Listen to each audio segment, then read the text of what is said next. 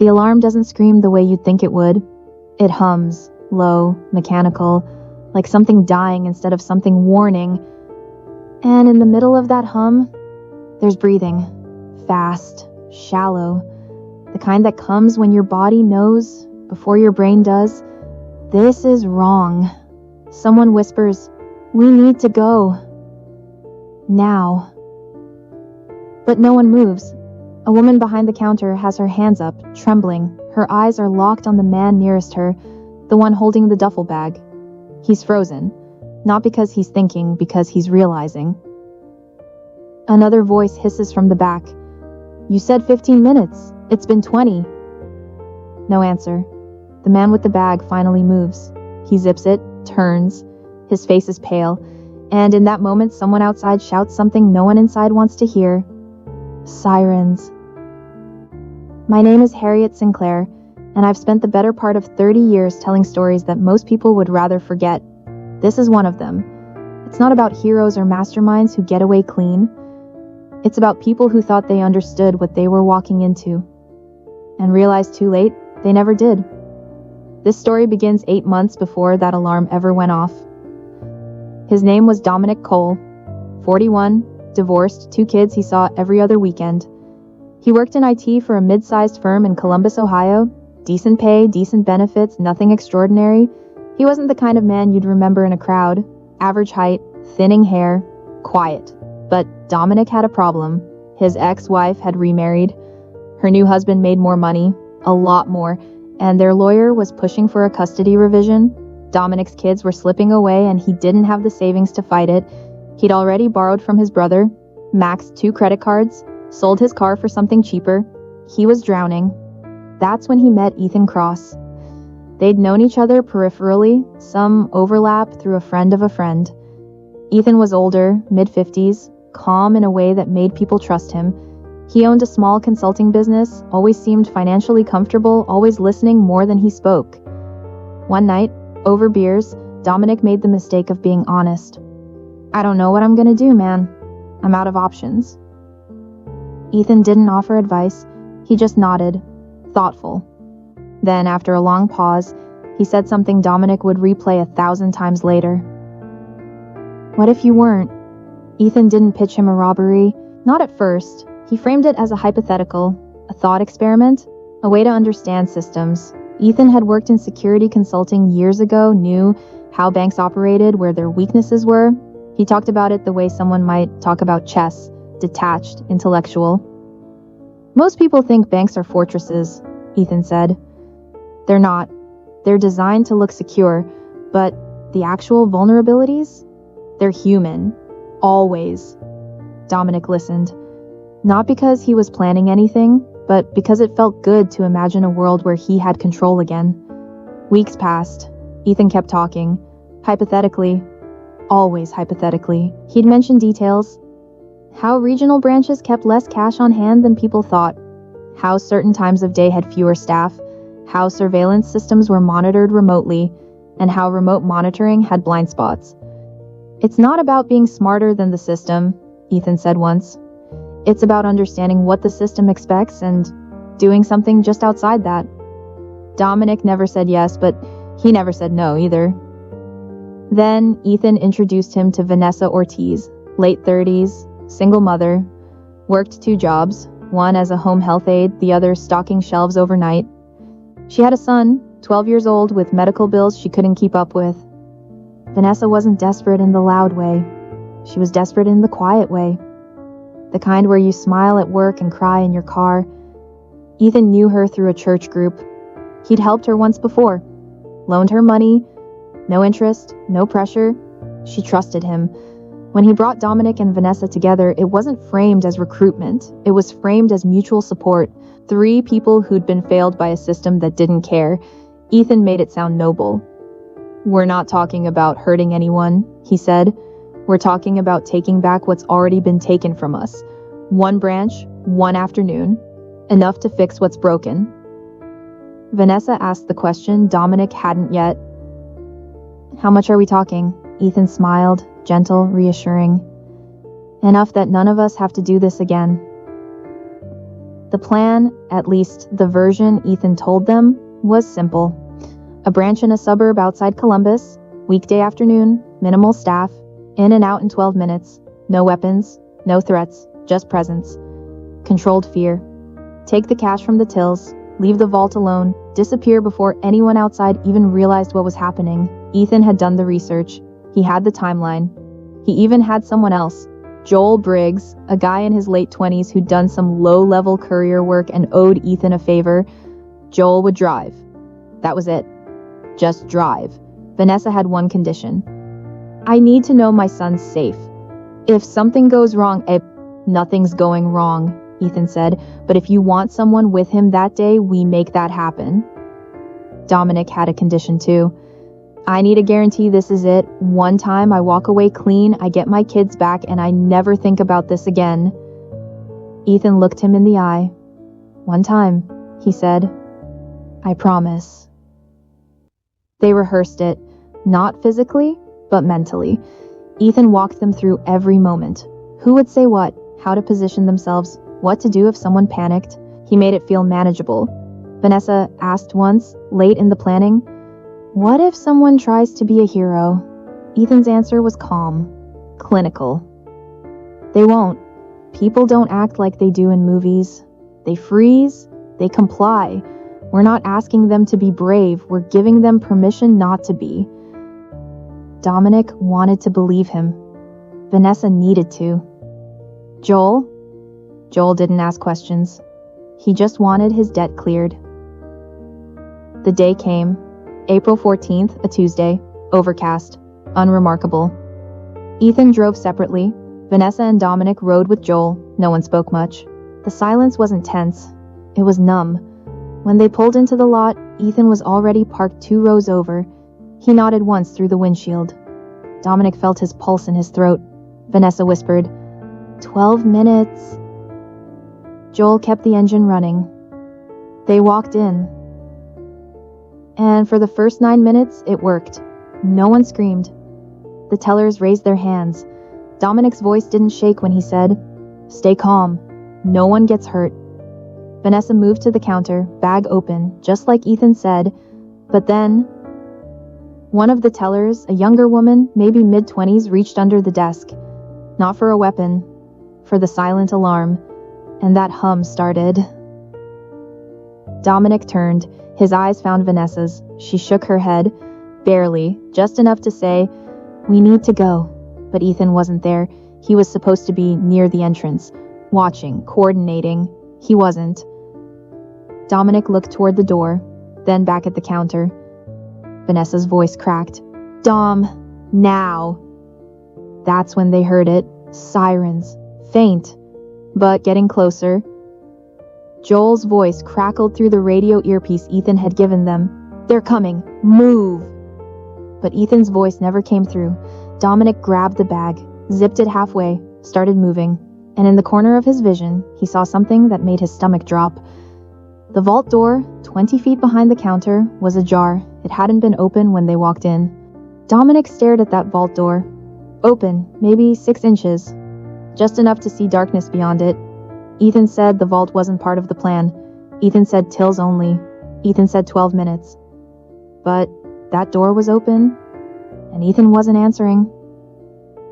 Vanessa grabbed his arm. Dominic, we have to go now. The sirens were close. Joel's voice crackled through the earpiece, panicked. 30 seconds. If you're not out, I'm gone. They ran. When they burst outside, Joel's car was there, engine running, but Ethan's car was gone. Vanessa saw it first. Where the hell is he? They threw themselves into the back seat. Joel hit the gas before the doors closed. Where's Ethan? Vanessa shouted. Joel's eyes were wild in the mirror. He pulled out 5 minutes ago, said he'd meet us at the spot. He left? The sirens split the air, 2 blocks away. Dominic stared at the duffel bag between them, half unzipped, bills visible. It should have felt like salvation. It felt like poison. They ditched the car behind a shuttered grocery store. The plan was to regroup at a storage unit Ethan had rented, but no one moved. They just stood there, shaking. Vanessa spoke first. He opened the vault. Dominic wanted to argue, couldn't. We don't know that. Then why was the door open? Why'd he leave early? Silence. Dominic looked at the bag. How much did we get? Vanessa crouched, started counting. Her face went pale. $4,200. What? $4,200, that's it. Joel's voice cracked. Ethan said. Ethan lied. The storage unit was already unlocked. Inside, empty. Just a folding chair, a tarp, and a prepaid phone sitting on a folded note. Vanessa grabbed it, read it. Her hands shook. She handed it to Dominic. By the time you read this, I'm gone. The $4,200 is yours. What I took from the vault will cover what I'm owed. You were never part of that. Leave the state separately. Don't contact each other. Destroy the phone. I'm sorry it had to be this way. Dominic read it 3 times. Then sat on the concrete floor and put his head in his hands. Joel kicked the wall. Vanessa just stood there. Finally, she spoke. He used us. What they didn't know.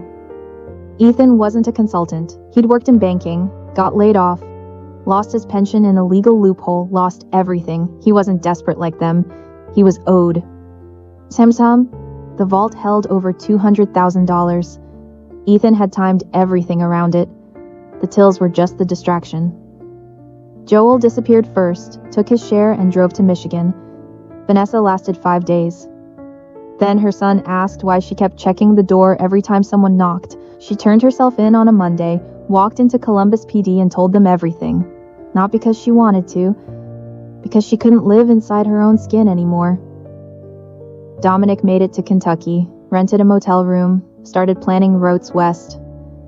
But every night he saw that vault door, open, waiting. He thought about his kids, the custody hearing he'd missed, how his ex-wife's lawyer would use this. He thought about Vanessa, whether she'd been caught, whether she'd given his name. He thought about Ethan, somewhere far away, spending money that was supposed to save them. On the 8th night, he called his brother, and his brother made the call. Dominic couldn't. The FBI had been looking since day 2. Security footage was clear, all 3 faces visible. No masks. Ethan had said masks would panic people, said confidence was better than disguise. Another lie. Within 48 hours, they had names. Vanessa's confession gave them the rest. She didn't want to. But the agent said something that broke her. If you help us now, we can help your son. If you don't, he goes into the system. Vanessa told them everything. The storage unit, the note, the vault. When they asked where Ethan was, she said, I don't know, but I hope you find him. They found Dominic in Kentucky 3 days later. He didn't run, just put his hands up and said, I know. Joel was arrested in Michigan a week after that, pulled over for a broken taillight, but Ethan was gone. Betrayal isn't the act itself. It's realizing how long you were lied to, how many chances you had to see it. Dominic replayed every conversation, every promise. One time, I promise. Times Ethan had paid for Vanessa's son to stay with a neighbor that day, not because he cared, but because he needed her focused. He'd given Joel just enough to feel included, never enough to ask questions. He'd framed it as justice, taking back what the system stole, when really, Ethan was just stealing from them? The DA offered deals. Vanessa got 4 years, Dominic got 6, Joel got 3. None took it to trial. The evidence was overwhelming. They were guilty. And Ethan was a ghost. Late at night in their cells, they thought about him, wondered where he was, what name he was using, whether he ever thought about them. Vanessa didn't think he did. Dominic hoped he did. Joel didn't care anymore. But Ethan had made one mistake. He'd kept the prepaid phone, a souvenir. 18 months later, a forensic analyst found a trace. A ping from a tower near the Texas-Mexico border, not enough to arrest him, but enough to know he was still out there, still free, still winning. This story doesn't end with escape. Stay with me. Prison changes you in ways you don't expect. Not dramatically, not all at once, just slowly, like rust. Vanessa stopped calling her son after the first 6 months, not because she didn't love him, because hearing his voice made her feel like she was dying from the inside out. He was living with her sister now, in a different school district, making new friends, moving on. That's what her sister said. He's doing better, times better, without her. Dominic's ex-wife got full custody. The hearing lasted 11 minutes. He wasn't even allowed to attend via video. His lawyer, public defender, overworked, apologetic, said they'd never seen a case move that fast. The robbery sealed it, she told him. I'm sorry. His daughter turned 8 in October. He sent her a card. It came back marked return to sender. His son stopped asking about him after Christmas. Dominic found out through his brother, who visited once, then stopped coming. It's too hard, his brother said on the last visit, seeing you like this. Dominic understood. He stopped hoping for visits after that. Nah. Joel kept his head down, did his time quietly, didn't cause problems. Other inmates asked what he was in for. He'd say robbery and leave it at that. One guy pressed him, "You get away with anything?" Joel thought about $4,200 split 3 ways. About $1,400 that was supposed to change his life. No, he said. Didn't get away with anything. The guy laughed. Never do, man. Never do. But here's the thing about being used. It doesn't just sit in your chest. It grows. Dominic started writing letters. Not to Ethan. He didn't have an address. But to the FBI agent who'd arrested him. At first, they were angry. Pages of rage about betrayal and manipulation and how Ethan had lied to all of them. The agent never wrote back. Then Dominic's letters changed. He started including details, things he remembered, things that seemed small at the time but felt important now. How Ethan always paid cash. How he'd mentioned traveling to Houston once for business. How he'd joked about learning Spanish. Still no response. Then, 8 months into his sentence, Dominic got a visitor. Not his brother. The FBI agent. Special Agent Carla Mendez. She sat across from him, a folder in her hands, and said, "Tell me everything you remember about Ethan Cross." Mendez had been tracking Ethan since the robbery. The ping near the border had gone cold, but she hadn't stopped looking. She'd built a profile, traced his previous employment, found the pension dispute, the divorce, the layoff. She understood his motive, just couldn't find the man. He planned this for years, she told Dominic. The fake IDs, the accounts, the timing. He didn't just rob that bank. He studied it, worked there, adjacent to it, long enough to know exactly when that vault would be loaded. Dominic stared at her. So he's gone. He won. Mendez leaned forward. Not if you help me. And here's what Dominic didn't know he knew. Ethan had a daughter, estranged. They hadn't spoken in over a decade. But Dominic remembered Ethan mentioning her once, briefly, said she lived in Arizona, said she was a teacher. Mendez found her in 4 days. Her name was Claire, 32, high school English teacher in Tucson. She hadn't seen her father since she was 19. When Mendez showed up at her door, Claire's first words were, "What did he do?" Not, Kay, not, what happened, just, what did he do? Because she already knew what kind of man he was. Claire told Mendez about the last time she'd seen her father, right after the layoff. He'd shown up at her apartment unannounced, asking to stay for a while. She'd let him, for 2 weeks. Then she found papers in his bag, documents, bank layouts, notes about security protocols. She'd confronted him. He'd smiled, that same calm smile. Just hypotheticals, he'd said. Thought experiments. She'd kicked him out the next day, hadn't heard from him since.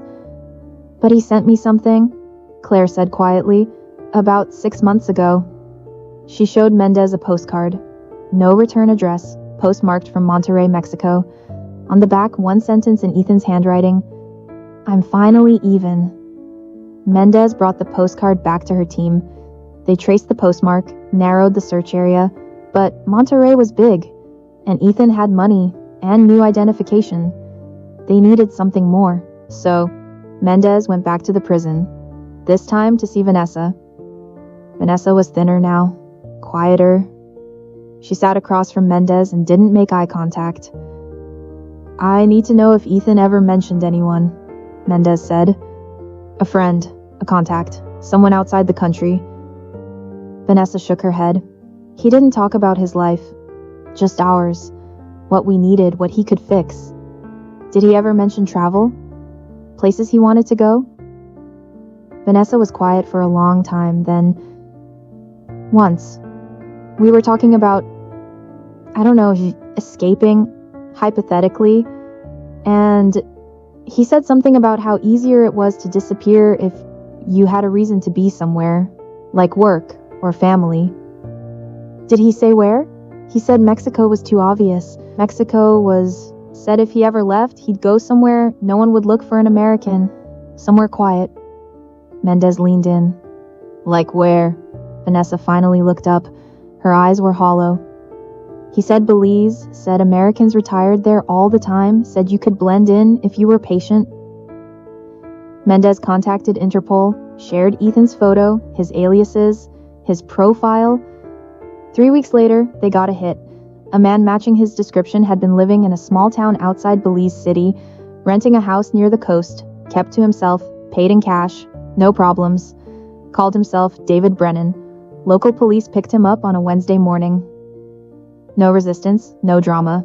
He was drinking coffee on his porch when they arrived. When they told him why they were there, he smiled. That same calm smile. "I wondered how long it would take," he said. Extradition took 4 months. When Ethan finally arrived back in Ohio, Mendez was waiting. She didn't say anything at first, just looked at him. Finally, she asked, "Was it worth it?" Ethan met her eyes, and for the first time, the calm cracked, just a little. "I thought it would be," he said quietly. Then, "It wasn't." Justice isn't always loud. Sometimes it's just patient. Stay with me for the end. Ethan Cross went to trial on a cold morning in February. The courtroom wasn't packed. No news cameras, no protesters, just families, lawyers, and the people whose lives he'd destroyed sitting in wooden benches that creaked when you shifted your weight. Vanessa was there, released early on good behavior. Her son wasn't with her. He'd asked not to come. Dominic watched from prison via video link, his face on a screen in the corner of the room. He didn't speak, just watched. Joel had been paroled 3 months earlier. He didn't come, sent a statement instead. His lawyer read it aloud. "I don't hate him. I just want to forget he existed." Ethan's defense was simple. He didn't deny what he'd done, didn't claim innocence, just explained the pension he'd lost, the years of appeals that went nowhere, the system that chewed him up and spit him out with nothing. "I wasn't stealing," he said from the stand. "I was taking back what they took from me." The prosecutor, a woman in her 50s with gray hair and tired eyes, let him finish. Then she stood. "And Vanessa Ortiz, Dominic Cole, Joel Briggs, what did they take from you?" Ethan didn't answer right away. When he did, his voice was quieter. "Nothing." "Then why did you use them?" Silence. "Why did you lie to them? Why did you manipulate them into committing a crime so you could steal $200,000 they didn't even know existed?" Ethan looked down at his hands. "Because I needed them to." The prosecutor stepped closer. "You ruined 3 lives because you needed to. Vanessa Ortiz lost custody of her son. Dominic Cole lost his children. Joel Briggs lost 2 years of his life. And you? You were drinking coffee on a porch in Belize?" She let that sit. Then, "Tell me, Mr. Cross, was it worth it?" Ethan looked up. His eyes found Vanessa in the gallery. She stared back. No tears, no anger, just nothing. "No," Ethan said. "It wasn't." The jury deliberated for 90 minutes, guilty on all counts: conspiracy, robbery, fraud, theft over $200,000. The judge sentenced him to 18 years. No parole eligibility for 12. When the gavel fell, Ethan didn't react, just stood. Let the marshals handcuff him. As they led him out, he looked at Vanessa one more time. She didn't look back. Afterward, Vanessa stood outside the courthouse. It was snowing lightly. She pulled her coat tighter. A reporter approached, young, eager. "Miss Ortiz, how do you feel now that Ethan Cross has been sentenced?" he said. Vanessa thought about it. Really thought. "I don't feel anything," she said finally. "I just want to go home." "Do you think justice was served?" Vanessa looked at her. "He's going to prison. I already went. Dominic's still there. Joel's trying to rebuild a life that'll never be what it was." She paused. "I don't know what justice looks like anymore. I just know we all lost." She walked away before the reporter could ask anything else. Dominic got out 16 months later.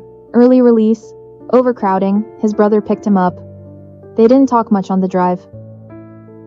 When they pulled up to his brother's house, Dominic asked, "Have you heard from them? The kids?" His brother kept his hands on the wheel, stared straight ahead. "Their mom thinks it's better if they don't know you're out yet. Give it time." Dominic nodded, got out of the car, grabbed his bag. "Thanks for coming," he said. His brother drove away. Dominic stood on the sidewalk for a long time, then went inside. Joel moved to Oregon, got a job in a warehouse, kept his head down. He didn't tell anyone about the robbery, didn't keep in touch with Vanessa or Dominic. Sometimes, late at night, he'd think about that day. The alarm, the sirens, the moment he realized Ethan was gone. He'd wonder if he could have seen it coming, if there were signs. But, honestly, he just wanted to forget. Vanessa got her son back, took a year of supervised visits, therapy, evaluations, but she got him back. He was 14 now, taller, quieter, different in ways that broke her heart. One night, after dinner, he asked her, "Why'd you do it?" She'd been waiting for that question, practiced answers in her head, but when the moment came, all she could say was, "I thought I was helping us. I was wrong." He nodded, didn't say anything else. They were okay. Not the way they were before. But okay. And that was something. Ethan served his time in a federal facility in Pennsylvania. He didn't get many visitors. Claire came once. Just once. She sat across from him in the visiting room and said, "I need to know something." "Okay. Do you regret it? Really?" Ethan looked at her. His daughter, who he'd failed long before the robbery. "Every day," he said. "I don't believe you." He nodded. "I know." She left after 20 minutes. Never came back. 10 years later, a podcast producer reached out to Vanessa. They wanted to do an episode about the robbery, about Ethan, about what happened after. Vanessa almost said no. But then she thought about her son, about how he'd grown into a good kid despite everything, about how she'd fought to rebuild something real. She said yes, not because she wanted to relive it, but because she wanted people to understand what manipulation looks like, how it doesn't announce itself, how it wears the face of someone trying to help you. The episode aired, got some attention, then faded, but a few people reached out, said it helped them, said they recognized something in the story, something they'd survived or almost fallen into. And that was enough. Dominic never saw his kids again. His daughter reached out when she turned 23. An email? Short. "I don't know if I'm ready to talk, but I wanted you to know I don't hate you." He wrote back, told her he understood, told her he loved her. She never replied, but he kept that email. Read it sometimes when things got hard. It wasn't forgiveness, but it wasn't nothing either. Ethan Cross died in prison at 68. Heart attack. No one claimed his body. Claire was notified. She authorized cremation. Didn't attend any service. The $200,000 he stole? Most of it was recovered. Used to pay restitution to the bank. The rest? Gone, spent, disappeared into the years he lived in Belize, pretending he'd won. Here's the truth about betrayal. You don't get over it, you just learn to live with the weight. Dominic, Vanessa, and Joel all carried it differently, but they carried it. And Ethan? He carried it too, whether he admitted it or not, because in the end, he didn't escape consequences. He just delayed them. And when they came, they took everything. My name is Harriet Sinclair. I've told you this story because it matters, not because it's dramatic, but because it's real, because somewhere right now someone is being told a plan that sounds too good to be true. And they're believing it, not because they're stupid, but because they're desperate. And desperation makes liars sound like saviors.